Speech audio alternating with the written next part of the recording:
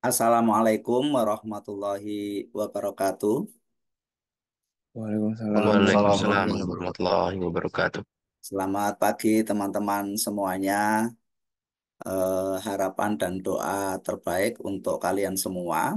Semoga dalam keadaan sehat walafiat, penuh berkah dan rahmat dari Allah Subhanahu wa taala sehingga pembelajaran kita pada pagi hari ini bisa berjalan dengan lancar, manfaat dan barokah untuk kita semua. Para peserta pembelajar yang saya hormati, pada pagi hari ini berjumpa kembali dengan saya, Bapak Saifuddin Suri, di dalam pembelajaran pendidikan kewarganegaraan. Pagi ini kita akan mengangkat satu topik yang berjudul tentang demokrasi dan demokratisasi ya.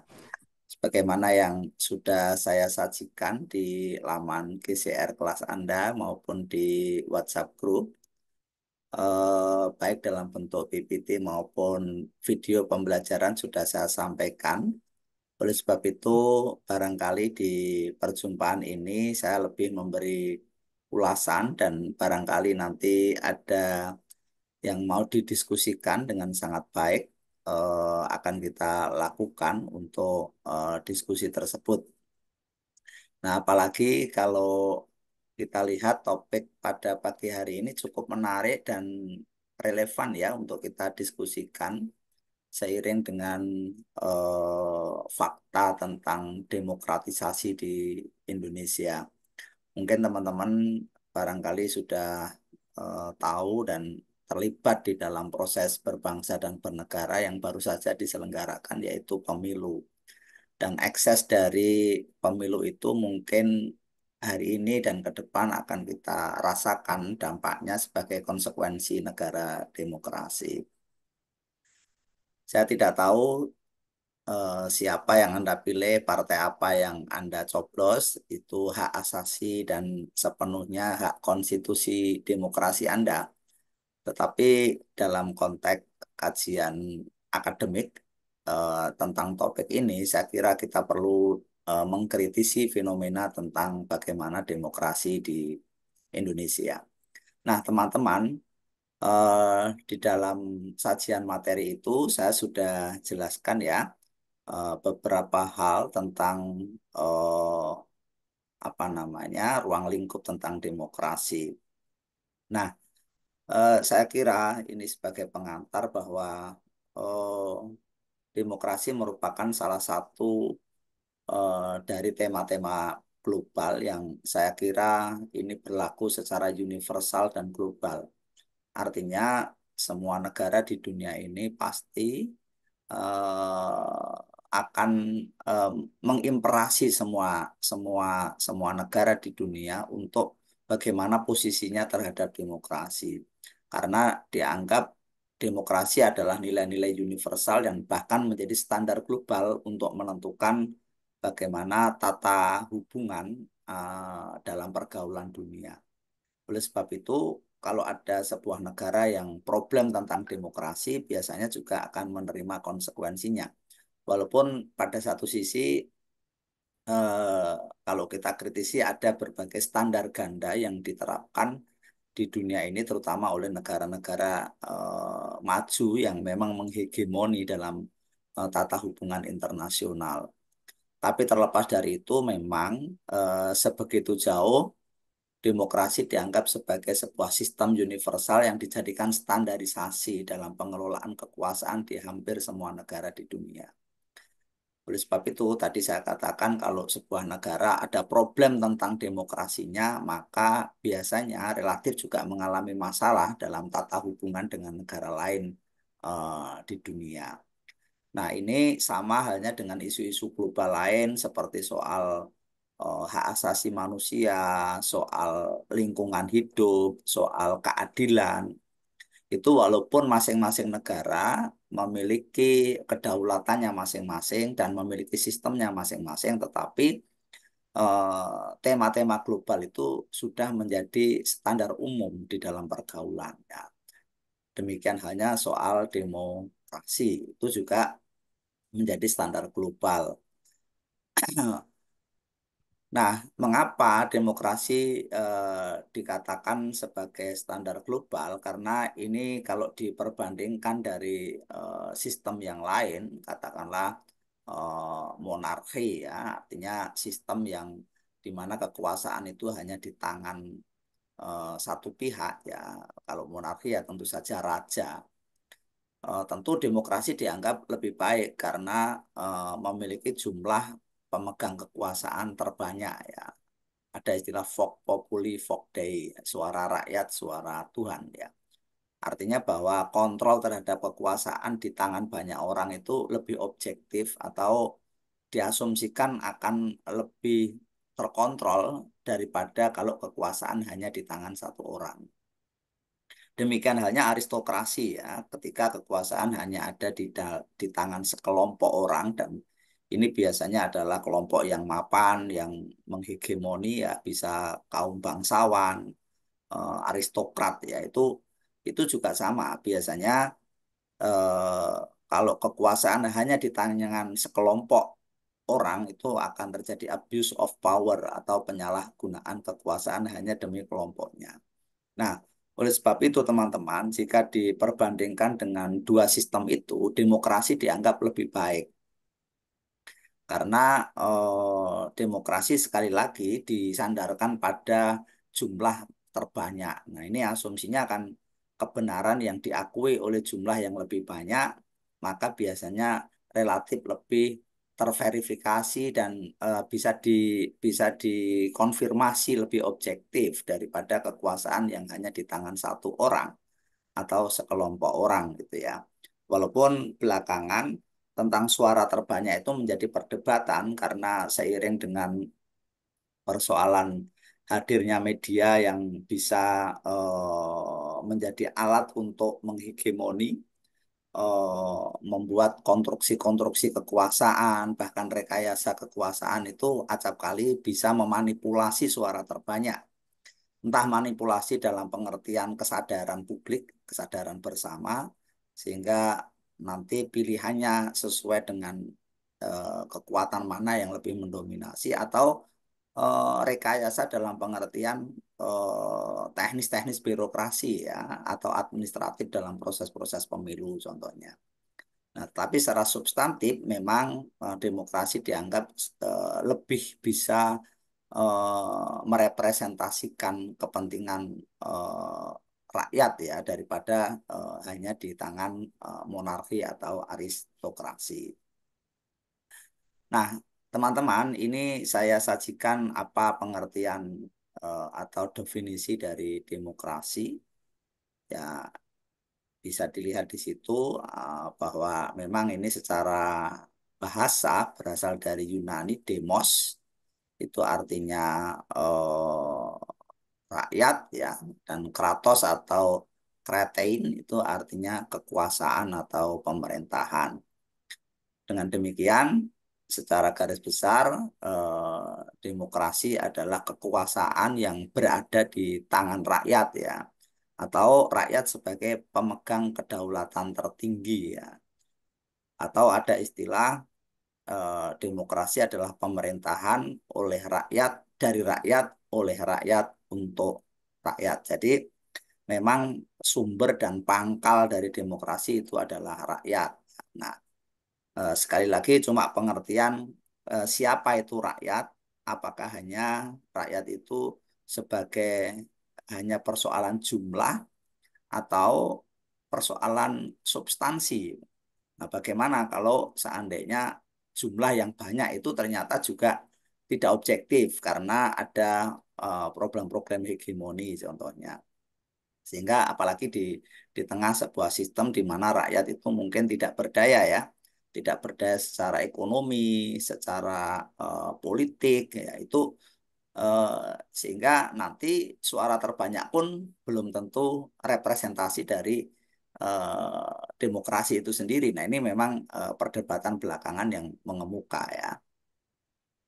Nah, itu teman-teman pengertian secara umum dari demokrasi. Nah, kemudian eh, ini saya kira proses dari demokrasi itu secara garis besar itu ada tiga skema, yaitu input atau proses-proses dari mana sumber kekuasaan itu didapat, dan ketika pemilik kekuasaan itu sudah menentukan pilihan, kemudian kekuasaan itu dikonversi atau menjadi representasi dalam lembaga-lembaga kekuasaan. Nah, kemudian lembaga-lembaga kekuasaan itu kemudian harus mengembalikan kembali kedaulatan itu atau outcome-nya itu seperti apa. Nah, inilah yang disebut dengan dari rakyat, oleh rakyat, untuk rakyat. Ya. Jadi kalau dari itu adalah masukan, ini biasanya berupa tuntutan dan dukungan dari rakyat, bisa dalam bentuk vote atau pemberian suara dari rakyat, dan kita menganut sistem one man, one vote, one value, satu orang, satu suara, satu nilai. Itulah bentuk bentuk pemberian masukan atau penyerahan kedaulatan.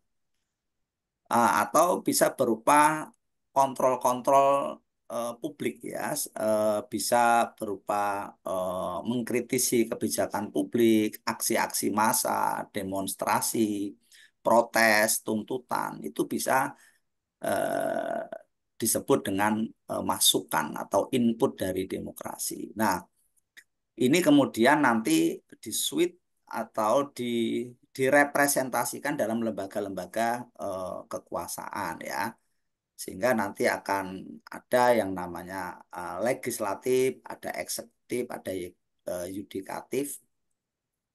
Nah, terutama legislatif dan eksekutif. Ini kan representasi dari wakil-wakil rakyat itu sendiri ya, terutama di legislatif. Nah, ini adalah eh, apalagi dalam jumlah yang sangat negara yang dengan berpenduduk besar, biasanya mau tidak mau itu harus melalui sistem perwakilan. Dulu di Yunani itu memang pernah demokrasi secara langsung, itu karena memang jumlahnya sedikit ya, populasi atau jumlah penduduknya, sehingga demokrasinya bisa secara langsung. Tapi bagi negara yang jumlah penduduknya besar, apalagi luas wilayahnya sangat luas, itu tidak mungkin demokrasi dalam pengertian secara langsung. Pasti dalam proses-proses representasi kekuasaan ya harus diwakilkan ya. Makanya ini harus dikonversi dalam bentuk lembaga-lembaga kekuasaan. Nah, kemudian keluarannya itu biasanya berupa pelayanan publik, kemudian produk-produk regulasi, eh, infrastruktur atau fasilitas-fasilitas umum, itu adalah keluaran dari eh, apa namanya proses demokrasi. Jadi akhirnya juga kembali ke rakyat ya, dalam bentuk pelayanan, kemudian perlindungan, ya, jaminan keamanan, keadilan, fasilitas publik, ya, kesejahteraan dan lain-lain, itu adalah bentuk-bentuk dari keluaran atau outcome dari demokrasi. Nah, inilah terjemahan atau penjabaran dari apa yang disebut dengan dari rakyat, oleh rakyat, untuk rakyat. Nah, teman-teman, ini sekilas menyinggung tentang bagaimana sejarah demokrasi. Saya kira secara singkat saja, memang eh, ya mungkin barangkali secara kultural atau secara historis, bangsa kita sendiri sebetulnya secara substantif dalam sistem sosial dan budaya kita mungkin ada ya nilai-nilai demokrasi. Seperti ada gotong royong, ada musyawarah mufakat ya, ada kearifan lokal, itu mungkin sinergi dengan substansi demokrasi. Tetapi secara konseptual, apalagi dalam konteks sistem ketatanegaraan modern, memang demokrasi modern itu merujuk pada diskus yang muncul dari Barat ya. Nah, ini kalau dalam sejarahnya merujuk sangat jauh sekali di Yunani kuno, itu abad ketiga sebelum Masehi itu pernah mempraktekkan sebuah bentuk demokrasi, walaupun tadi saya katakan ini demokrasi yang bersifat langsung, disebut dengan city state atau polis ya. Ini demokrasi pada saat itu bersifat langsung. Nah, Baru kemudian dalam dinamikanya berkembanglah kemudian di Eropa abad ke-15, ke-16 sampai puncaknya abad ke-19 didahului dengan revolusi ya, gejolak sosial politik yang ada di Eropa. Demokrasi muncul sebagai antitesa terhadap sistem feodal yang sebelumnya memang membelenggu sistem sosial di dunia barat. Nah, itulah kemudian nanti awal mula munculnya demokrasi yang pada akhirnya bersamaan dengan kolonialisme di dunia, termasuk di Indonesia, akhirnya eh, nilai-nilai demokrasi itu disublimasi, ya, diintrodusir kepada negara-negara lain dan pada akhirnya menjadi sistem atau menjadi standar global pada era sekarang ini. Nah, teman-teman, ini saya kira hanya penjabaran tentang bagaimana perbedaan antara demokrasi langsung dan tidak langsung. Tadi sudah saya nyatakan bahwa di negara dengan populasi penduduknya yang besar itu ya nggak mungkin demokrasi secara langsung. Maksudnya demokrasi secara langsung itu adalah ketika rakyat sekaligus adalah pelaksana kekuasaan itu kan nggak mungkin. Ya, itu pasti sekarang harus diwakili seperti itu. Nah, eh, teman-teman, tadi sudah saya nyatakan bahwa eh, demokrasi mengandung prinsip-prinsip universal dan ini dijadikan standar global. Ini barangkali prinsip utama dalam demokrasi. Pertama ada yang disebut dengan kebebasan, persamaan, dan kedaulatan rakyat. Kalau merujuk pada sejarah, ambillah salah satu contoh revolusi Prancis itu kan pernah mengusung nilai-nilai demokrasi yang disebut dengan liberté, fraternité, dan égalité. Ya. Jadi liberté itu kebebasan. Ya, kebebasan dari apa? Dari belenggu sistem sosial yang tidak adil, yang menindas, anti eh, kemanusiaan. Karena waktu itu Barat memang dicengkeram oleh sistem feodal di mana hak milik termasuk kekuasaan hanya berada di tangan kaum feodal, yaitu kelas bangsawan kala itu. Kemudian fraternity ya persaudaraan, persamaan itu ya sama ini juga antitesa terhadap sistem sebelumnya yang sangat diskriminatif ya. Di mana privilege itu hanya dimiliki oleh kaum bangsawan atau darah biru. Nah, demokrasi itu mengajarkan tentang bahwa semua orang berkedudukan sama di hadapan hukum, di hadapan kekuasaan. Semua punya hak yang sama, kesetaraan ya.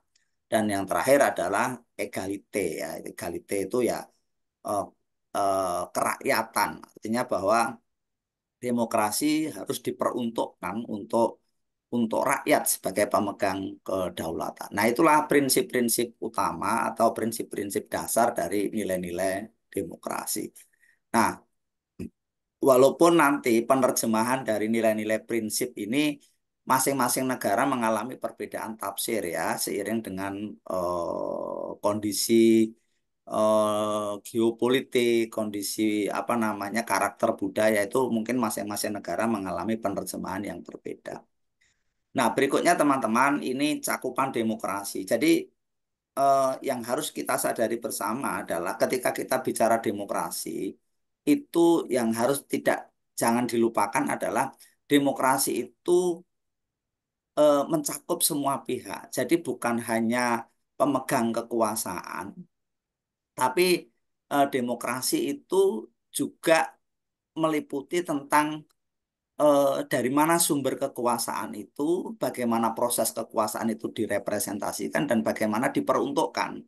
Jadi makanya di sini demokrasi itu meliputi tiga hal, yaitu satu tentang sikap hidup. Ini saya kira yang paling mendasar terlebih dahulu harus dikritisi ya. Jadi percuma dalam sebuah negara sistemnya sudah demokrasi, kemudian pemerintahannya mungkin juga lembaga-lembaganya seakan-akan menggambarkan demokrasi, tetapi kalau sikap hidup masyarakatnya, sistem budayanya tidak demokratis itu juga susah ya. Nah, ini saya kira barangkali nanti saya identifikasi mengapa ada negara kita ini sudah menganut demokrasi sejak awal, tetapi kadang substansi demokrasi tidak tidak terrepresentasikan dengan baik ya karena mungkin sistem budaya, sikap hidup kita itu belum sepenuhnya demokratis. Mungkin kita bisa melihat dalam perilaku masyarakat sehari-hari ya, budaya tidak tertib, ada diskriminasi, kemudian ketidakadilan, kesenjangan sosial, termasuk ekonomi. Itu kan sebetulnya indikator bahwa sikap hidup kita sehari-hari belum tentu demokratis. Nah, ini akan problem. Inilah mengapa ketika prosedur demokrasi diberikan, itu nanti yang terpenuhi hanya prosedurnya. Karena substansi demokrasi dalam sikap hidup kita belum terbentuk. Di dalam interaksi sosial kita, di dalam sistem sosial kita itu kadang masih ada sistem-sistem patrimonial bahkan feodal. Ada superioritas, ada kelompok atau orang tertentu yang punya privilege, entah berdasarkan keturunan, entah berdasarkan akumulasi modal atau monopoli-monopoli tertentu, itu mendapat privilege lebih. Nah, ini tentu akan melahirkan sikap demokrasi yang tidak ideal akhirnya. Nah, ini nanti akan menjadi problem ketika demokrasi dipraktekkan dalam sistem bernegara. Nah, kedua adalah sistem politik. Nah, pintu masuk kedaulatan rakyat itu kan melalui partai politik. Walaupun untuk proses pemilihan pemimpin di Indonesia ini undang-undangnya memang dibuka yang namanya calon independen. Tetapi motor utama itu tetap mestinya adalah partai politik. Nah, ini juga sama.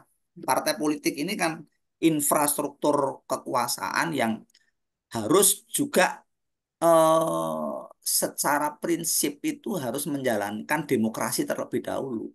Kalau di dalam partai politik itu masih ada oligarki, apalagi ini hanya didominasi berdasarkan keturunan, trah tertentu itu atau silsilah tertentu yang karena itu kemudian memiliki privilege lebih ya susah partai politik sebagai wadah menyalurkan aspirasi kedaulatan rakyatnya tidak mungkin itu bisa bisa di apa ya bisa diperankan karena organisasinya saja problem ya. Jadi ini juga dipersyaratkan di dalam cakupan demokrasi ya. Jadi teman-teman bisa melihat lah bagaimana perform dari partai-partai politik di Indonesia itu kan banyak sekali praktek-praktek oligarki bahkan nepotisme. Mungkin teman-teman bisa men-tracing itu di hampir semua partai politik ya, sejak dari PDIP, Demokrat, Nasdem, PKB, termasuk Golkar, Gerindra, eh, dan lain-lain lah. Itu hampir semuanya itu ada penyakit tentang tentang oligarki itu. Nah, itu kedua. Ketiga adalah tentang bentuk pemerintahan. Pemerintahan atau eksekutif sebagai pelaksana dari kekuasaan itu juga harus demokratis ya. Ada namanya konsep birokrasi. Maksudnya birokrasi itu dibentuk bukan hanya sebagai rezim administratif atau rezim birokrasi, tetapi itu hanya sebagai wadah supaya jenis-jenis pelayanan itu terkelola dengan baik, profesional, transparan, dan mengedepankan nilai-nilai public service gitu. Nah, bukan justru birokrasi itu menjadi political decay atau pembusukan kekuasaan. Kemudian birokrasi menjadi tidak tidak profesional dan anti terhadap public service. Sehingga yang terjadi justru kebalikannya nanti birokrasi bukan melayani publik tetapi malah justru minta dilayani. Ada gium satir yang sering kita dengar kalau bisa dipersulit kenapa dipermudah sehingga ada stigma bahwa orang kalau berurusan dengan pemerintah dengan birokrasi itu dari meja ke meja sangat rumit dan nanti ujung-ujungnya kolusi ya dan korupsi akhirnya. Nah, inilah tiga aspek yang dicakup dalam demokrasi sejak dari sikap hidup masyarakatnya sendiri atau rakyat, kemudian kedua partai politik, dan ketiga adalah bentuk pemerintahannya. Jadi itu cakupan demokrasi. Teman-teman, ini hanya sebagai apa ya, bagaimana bentuk-bentuk kekuasaan dan bagaimana implikasinya itu sudah saya jelaskan. Semua semua sistem, semua konsep tentang tata kelola kekuasaan sebetulnya punya ekses positif dan negatif ya. Bahkan demokrasi itu sendiri juga punya ekses yang negatif gitu. Nah, ini teman-teman bisa melihat pada metrik ini, monarki tadi sudah saya jelaskan di tangan satu orang, ya bisa baik bisa buruk ya. Kalau seorang raja yang arif bijaksana, ya bisa saja eksesnya baik gitu. Kan ada juga di dalam sejarah itu raja-raja yang adil, yang bijaksana ya, walaupun kekuasaan di tangan satu orang itu bisa saja berdampak baik gitu. Tapi kalau buruknya ya tentu potensial sekali, dan banyak juga sejarah yang menggambarkan bagaimana lalimnya atau dolimnya sebuah penguasa. Kemudian tirani, ya bentuknya tirani ini juga sama, satu orang itu ya ini dalam konteks monarki ya ini berdampak buruk. Kemudian aristokrasi tadi yang kekuasaan hanya di tangan sekelompok orang, ya bisa baik kalau sebuah kelompok mungkin katakanlah kelas elit atau kelas menengah tertentu yang menjadi motor penggerak nilai-nilai keadilan bisa baik, tapi juga sering sekali juga buruk. Oligarki ya ini biasanya berdampak buruk ya. Nah, kalau demokrasi itu dampak baiknya tentu tadi sudah saya jelaskan, yaitu mengusung dan mensublimasi nilai-nilai prinsip demokrasi, yaitu persamaan, kebebasan, kesetaraan, dan kedaulatan rakyat. Tapi jangan lupa bahwa demokrasi atas nama suara terbanyak itu juga buruk. Itu yang disebut dengan mobokrasi. Tadi yang saya sampaikan. Bagaimana dengan di era sekarang ini, media yang semakin canggih, kemudian kekuatan politik tertentu itu punya kemampuan menghegemoni, mengkonstruksi dengan framing, dengan post-truth sekarang ini, dan teman-teman bisa melihat bagaimana fenomena politik post-truth itu mendominasi di dalam lanskap politik Indonesia hari ini, sehingga kebenaran itu tidak dilandaskan pada fakta-fakta objektif bagaimana realita di lapangan, tetapi ada citra di media. Sehingga ini sangat berpengaruh nanti terhadap publik, terhadap sosok tertentu atau citra-citra politik tertentu. Nah, itu nanti bisa saja keputusan terbanyak itu justru keputusan yang buruk. Ya, nah, ini itulah mengapa tadi terkait dengan cakupan demokrasi tidak cukup hanya di partai politik dan pemerintahan, tetapi juga sikap hidup masyarakatnya itu juga mestinya juga harus demokratis ya. Nah, ini teman-teman saya kira tidak usah saya bacakan secara detail, silakan dibaca secara mandiri tentang bagaimana demokrasi sebagai sistem politik tadi sedikit banyak sudah saya singgung.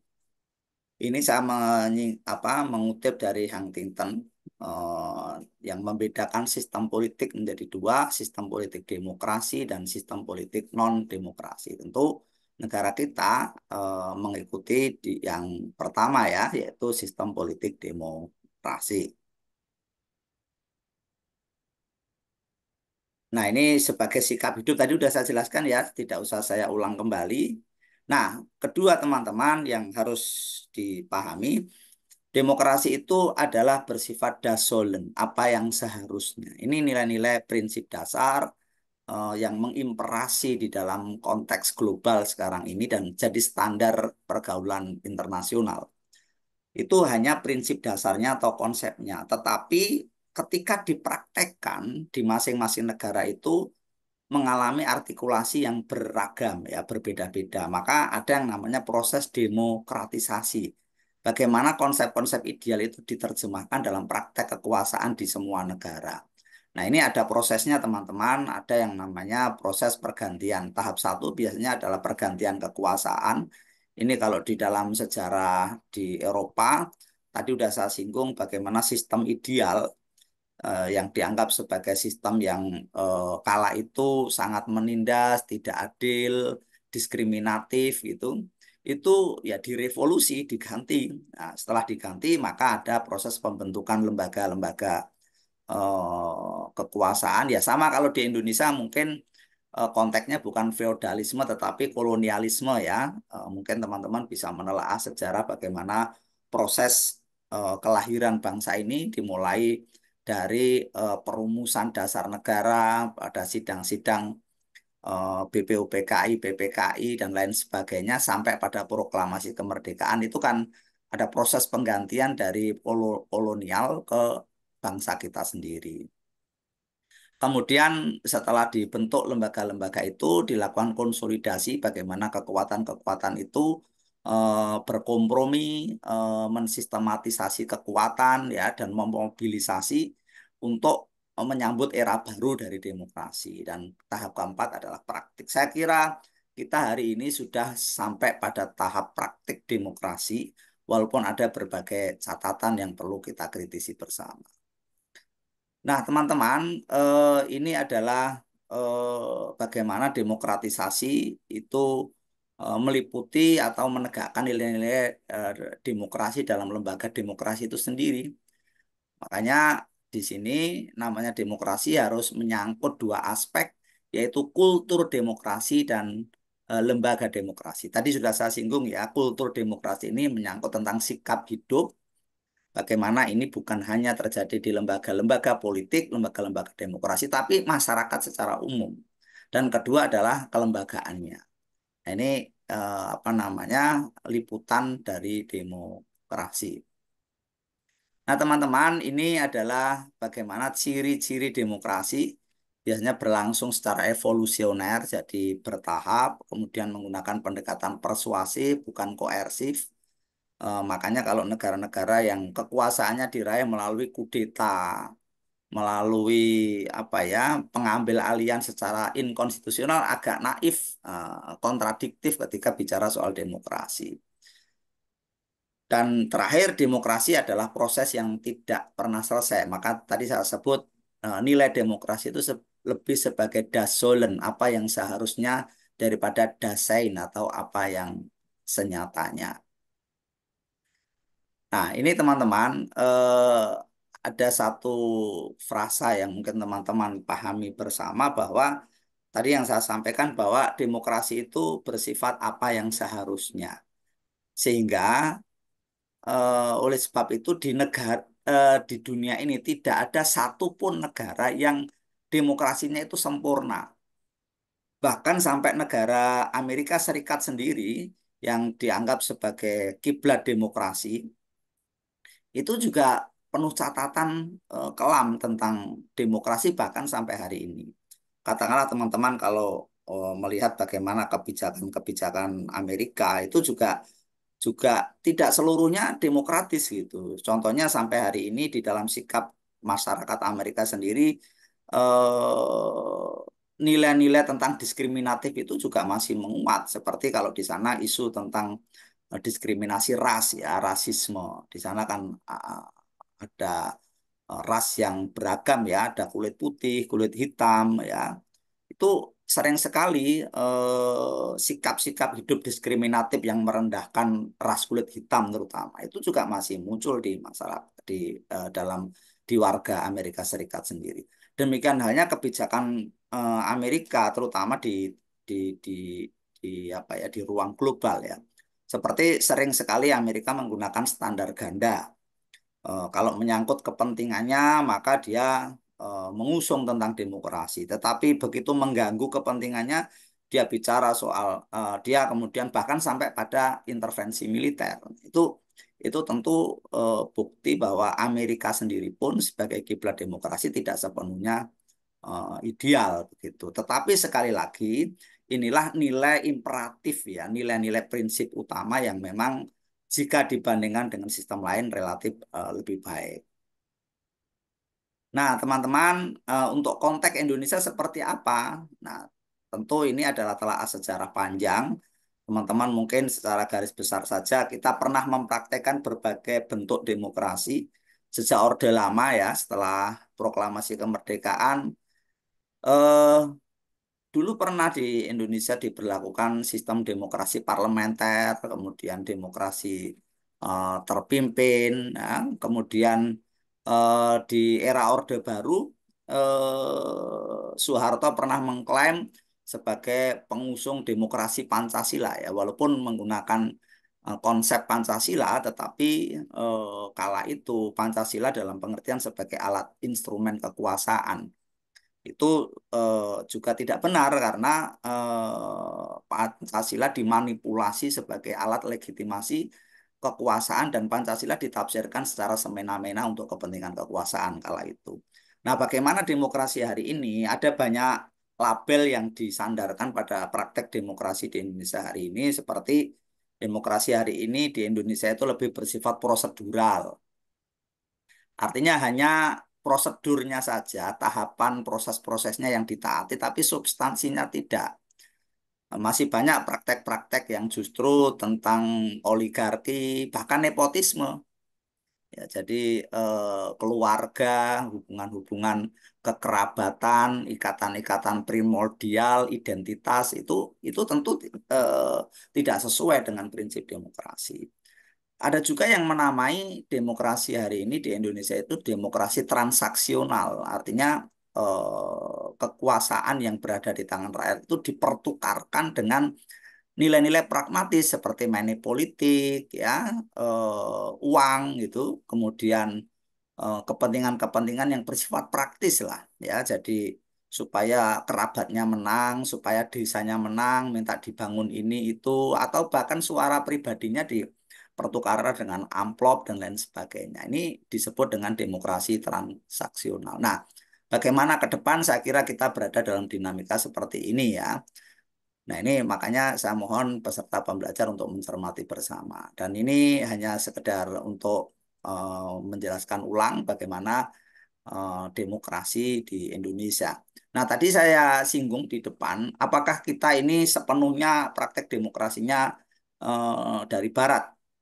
Sebetulnya kalau secara nilai kebudayaan, kita sudah secara substantif itu memiliki nilai-nilai demokrasi, ya, sejak dari demokrasi di desa.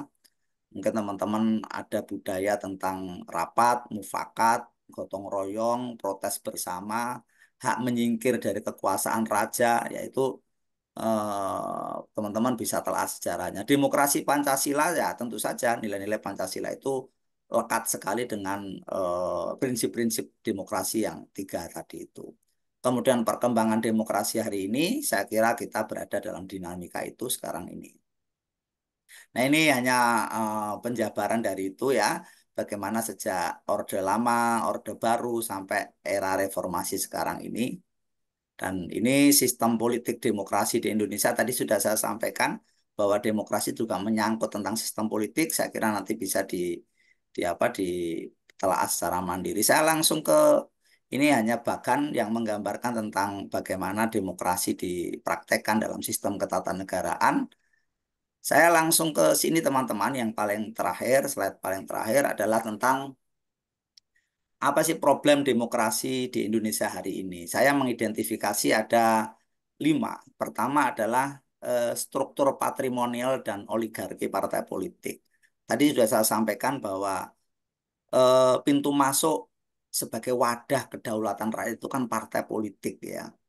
Eh, Sebobrok apapun partai politik, ya memang itulah pintu masuknya. Kalau kita tidak melalui itu, ya ya tidak bisa begitu. Sistemnya seperti itu. Lah, cuma problemnya partai politik itu sendiri juga ada fenomena tentang patrimonial dan oligarki. Patrimonial itu apa? Itu kan sebuah sistem yang hierarkis di mana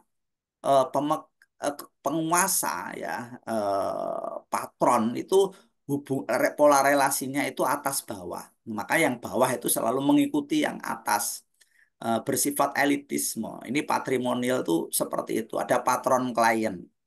Nah, ini kalau seperti ini kan egalitarianismenya tidak ada, kesetaraannya tidak ada. Ini fenomena yang apa ya, masih menguat di partai-partai politik. Demikian halnya oligarki. Partai politik hanya sebagai wadah segerombolan elit yang menguasai partai itu, dan itu bisa berdasarkan ikatan-ikatan seperti kekerabatan, kemudian kepentingan-kepentingan kelompok saja itu masih masih masih terjadi di berbagai partai politik di Indonesia. Inilah problem ya. Kedua adalah eh, negara demokrasi itu harus didampingi hukum. Ini nanti minggu depan kita akan membahas tentang negara hukum dan konstitusi. Nah, mestinya hukum itu menjadi panglima. Tetapi teman-teman mungkin bisa tahu bahwa supremasi hukum di Indonesia masih rendah dan itu problem sehingga kita tidak ada pengadil yang sesungguhnya. Yang rasa keadilan itu jauh dari harapan karena ketika praktek demokrasi tidak memenuhi harapan, mestinya kan kita mengadu pada sistem keadilan supaya bisa menegakkan rasa keadilan. Tetapi karena supremasi hukum masih rendah, ini menjadi problem. Ya, ketiga adalah nepotisme. Tadi sudah saya singgung di partai politik dan ini juga merambah ke birokrasi, ke eksekutif, yudikatif. Itu nepotisme, ikatan kekeluargaan itu juga masih kuat di Indonesia. Itulah mengapa teman-teman kalau dilihat dalam praktek demokrasi, ada di berbagai daerah atau lembaga-lembaga kekuasaan, rata-rata itu nanti menurun ke anaknya, ke kerabatnya ya. Maka ada di sebuah daerah yang eksekutif, legislatif, yudikatif semuanya ada hubungan saudara.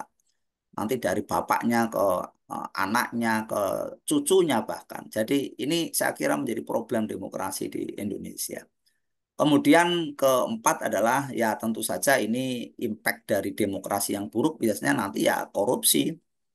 Ini saya kira problem demokrasi yang cukup akut di Indonesia tentang budaya korupsi. Dan yang terakhir adalah tentang kesejahteraan yang tidak merata. Di Indonesia orang kaya banyak, yang makmur banyak, tetapi jangan lupa bahwa yang miskin di bawah garis kemiskinan jauh lebih banyak dan kesenjangannya sangat lebar. Nah, di tengah fakta tentang tidak sejahteranya masyarakat yang jauh lebih banyak ini dan senjang seperti itu, maka soal-soal kebutuhan pokok itu bisa dimainkan sebagai strategi untuk memobilisasi kepentingan politik. Itulah mungkin teman-teman yang bisa melihat pada fenomena pemilu yang Yang ya, ini Pak, yang pintu depan kan ini, seperti yang tentang lipat. bansos dan lain-lain. Itu saya kira Oh, teman-teman pintu bisa empat. melihat fenomena itu. Nah, itulah Pintu empat yang di teman-teman kiri. yang bisa saya sampaikan pada pertemuan kali Oh. ini. Sekiranya ada pertanyaan, saya tutup terlebih dahulu. Wassalamualaikum warahmatullahi wabarakatuh.